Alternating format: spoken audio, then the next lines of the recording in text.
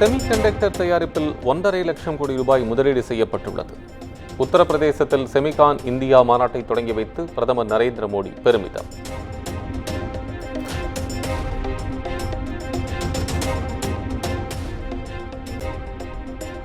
அமெரிக்காவில் Ford Motors நிறுவன அதிகாரிகளுடன் ஆலோசனை மேற்கொண்ட முதலமைச்சர் மு.க.ஸ்டாலின் தமிழ்நாடுடனான 30 ஆண்டுகால உறவை மீண்டும் புதுப்பிக்கும் சாத்தியக்கூறுகள் குறித்து ஆராய்ந்ததாக முதலமைச்சர் எக்ஸ் தளத்தில் பதிவு.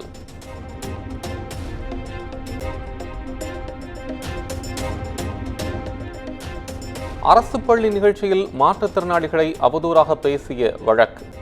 மகாவிஷ்ணுவை 3 நாட்கள் போலீஸ் காவலில் எடுத்து விசாரிக்க சென்னை சைதாப்பேட்டை நீதிமன்றம் அனுமதி.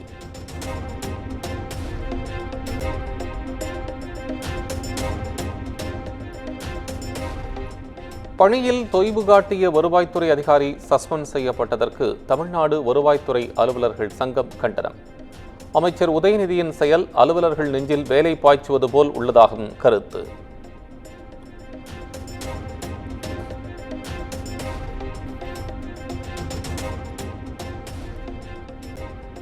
கிருஷ்ணகிரியில் மத்திய அரசு திட்டத்தை தொடங்கி வைக்க திமுகவினர் எதிர்ப்பு தெரிவித்ததால் கே.பி. முனுசாமி சாலை மறியல்.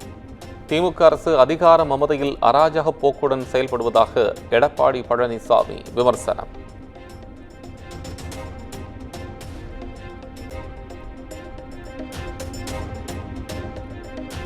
மது ஒழிப்பு மாநாடு மதுவை ஒழிக்க மட்டுமேயான அறைகூவல், கூட்டணிக்கானது அல்ல. மதுக்கடைகளின் வருமானத்தை வைத்து ஆட்சி நடத்துவது ஏற்புடையதல்ல என்றும் விழுப்புரத்தில் திருமாவளவன் பேட்டி.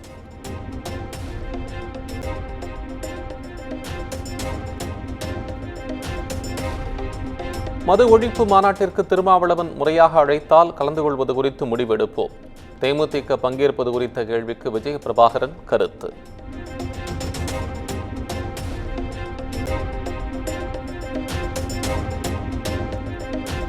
விஜய் தொடங்கிய கட்சி 6 மாதம்தான் ஓடும், அதற்கு மேல் ஓடாது. அமைச்சர் தாமு அன்பரசன் கடும் விமர்சனம்.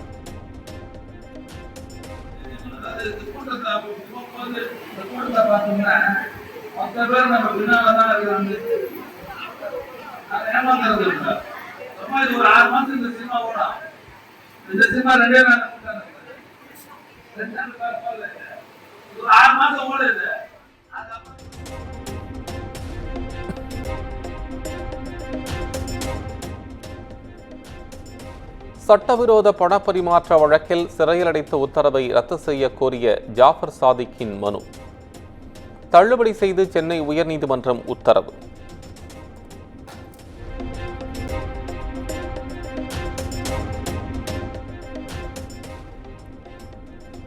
நில மோசடி வழக்கில் கைதான எம்.ஆர். விஜயபாஸ்கரின் சகோதரர் எம்.ஆர். சேகரின் நீதிமன்ற காவல் நீட்டிப்பு. வரும் 25ஆம் தேதி வரை காவலை நீட்டித்து கரூர் நீதிமன்றம் உத்தரவு.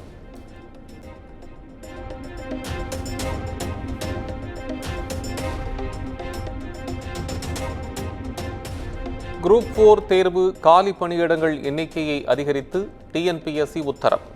6244 பணியிடங்களுக்கு தேர்வு நடைபெற்ற நிலையில் கூடுதலாக 480 பணியிடங்கள் சேர்ப்பு.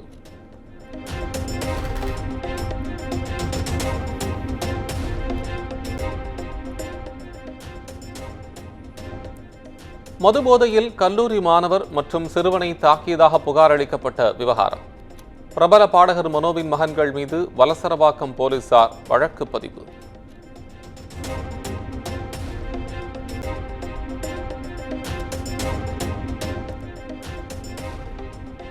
இமானுவேல் சேகரனார் நினைவிடத்தில் புதிய தமிழகம் கட்சியினர் தேவேந்திர பண்பாட்டு கழகத்தினரிடையே மோதல். அஞ்சலி செலுத்துவதில் இருதரப்பினரிடையே ஏற்பட்ட தகராறு கைகலப்பாக மாறியதால் பரபரப்பு.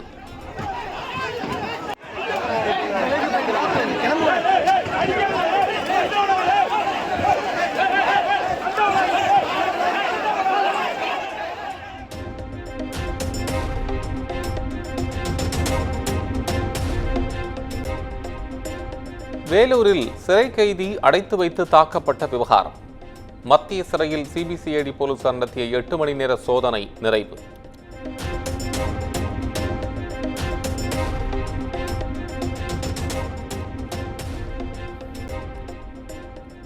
காஞ்சிபுரம் அரசு மருத்துவமனையில் பிரசவித்த பெண்களுக்கு படுக்கை வசதி இல்லை என எழுந்த புகார்.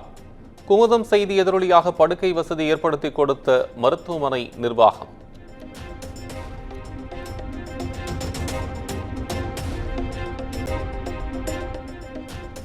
விருத்தாச்சலம் அரசு மருத்துவமனையில் ஆக்சிஜன் சிலிண்டர் கசிவு. கர்ப்பிணிகள் மற்றும் பிரசவித்த பெண்கள் குழந்தைகளை தூக்கிக் கொண்டு ஓடியதால் பரபரப்பு.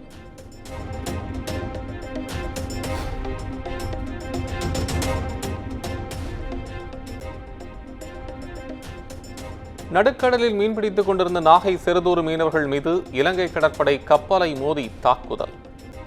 கப்பல் மோதியதில் படகு கவிழ்ந்து தத்தளித்த மீனவர்களின் அதிர்ச்சி வீடியோ வெளியீடு.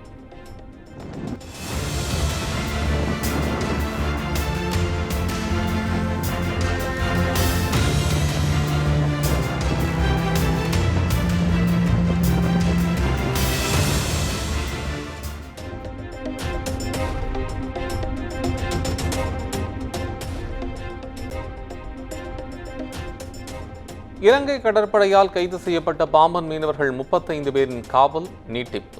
செப்டம்பர் 18ஆம் தேதி வரை நீட்டித்து புத்தளம் நீதிமன்றம் உத்தரவு.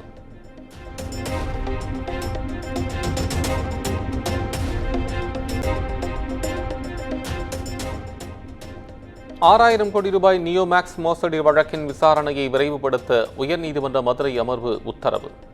இடைத்தரகர்களை கைது செய்து அவர்களின் சொத்துக்களை பறிமுதல் செய்ய மதுரை பொருளாதார குற்றப்பிரிவுக்கு ஆணை.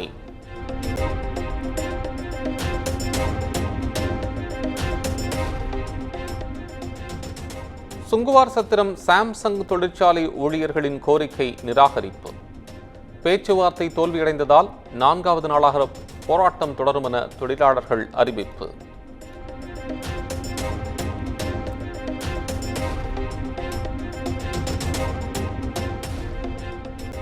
விவாகரத்து முடிவு ஜெயம் ரவி எடுத்த சொந்த முடிவே தவிர குடும்ப நலன் கருதி எடுக்கப்பட்ட முடிவு அல்ல. தன் நடத்தையின் மீது களங்கம் கற்பிக்க நடத்தப்படும் தாக்குதலை சிரமத்துடன் எதிர்கொள்வதாகவும் ஆர்த்தி அறிக்கை.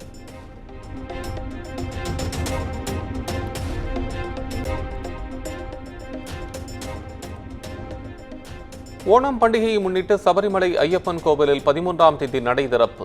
ஆன்லைன் முன்பதிவு அடிப்படையில் தரிசனத்திற்கு அனுமதி வழங்கப்படும் என தேவஸ்தானம் அறிவிப்பு.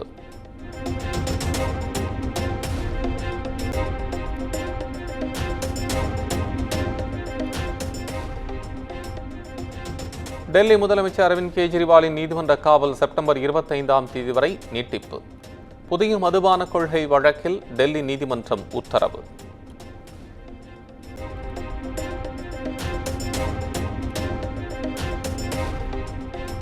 நாடு முழுவதும் பெட்ரோல் டீசலை ஒரே விலைக்கு விற்பனை செய்ய நடவடிக்கை எடுக்க கோரிய வழக்கு. மத்திய அரசு பதிலளிக்க சென்னை உயர்நீதிமன்றம் உத்தரவு.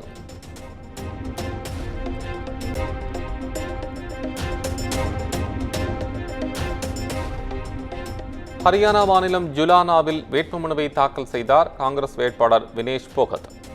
அனைத்து தரப்பு மக்களின் நலனுக்காகவும் உழைப்பேன் என பேட்டி.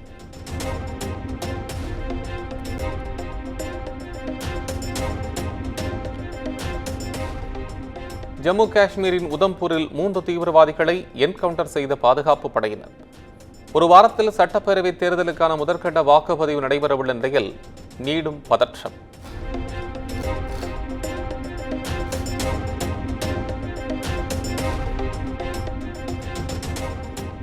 கர்நாடகாவில் ஓலா எலக்ட்ரிக் பைக் ஷோரூமிற்கு தீ வைத்த வாடிக்கையாளரால் பரபரப்பு. இருசக்கர வாகனத்தை சரியாக பழுது நீக்கவில்லை என்பதால் ஆத்திரம்.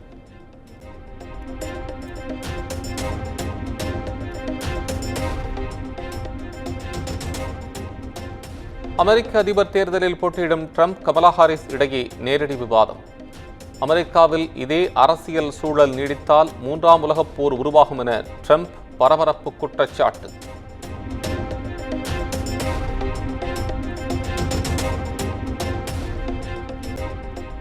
ட்ரம்ப் அரசு பணக்காரர்களுக்கே வரிச்சலுகை அளித்தது தவிர நடுத்தர மக்களை முன்னேற்றவில்லை என கமலா ஹாரிஸ் புகார். அமெரிக்காவின் அனைத்து தரப்பு மக்களுக்கான எந்த வளர்ச்சி திட்டமும் அவரிடம் இல்லை எனவும் ஆவேசம்.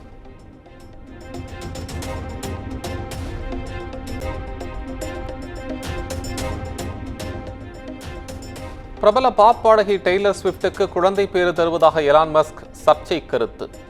கமலா ஹாரிஸுக்கு வாக்களிப்பேன் என கூறியதை எதிர்த்து இணையத்தில் பதிவு.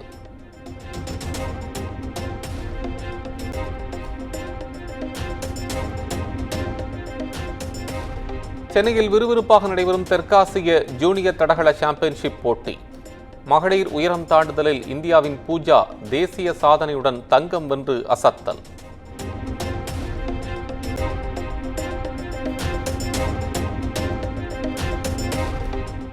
தெற்காசிய ஜூனியர் தடகள மகளிர் 100 மீட்டர் ஓட்டப்பந்தயம். தமிழ்நாடு வீரர் அபிநயா 11.72 வினாடியில் கடந்து தங்கம் வென்று அசத்தல்.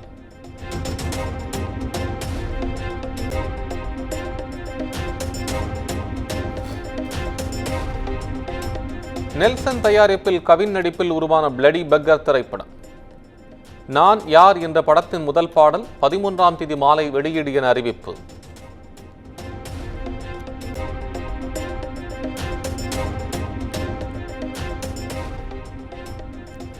மாரி செல்வராஜ் இயக்கத்தில் வெளியாகி வரவேற்பை பெற்ற வாழை திரைப்படம் செப்டம்பர் 27ஆம் தேதி OTT தளத்தில் ரிலீஸ் ஆவதாக அறிவிப்பு.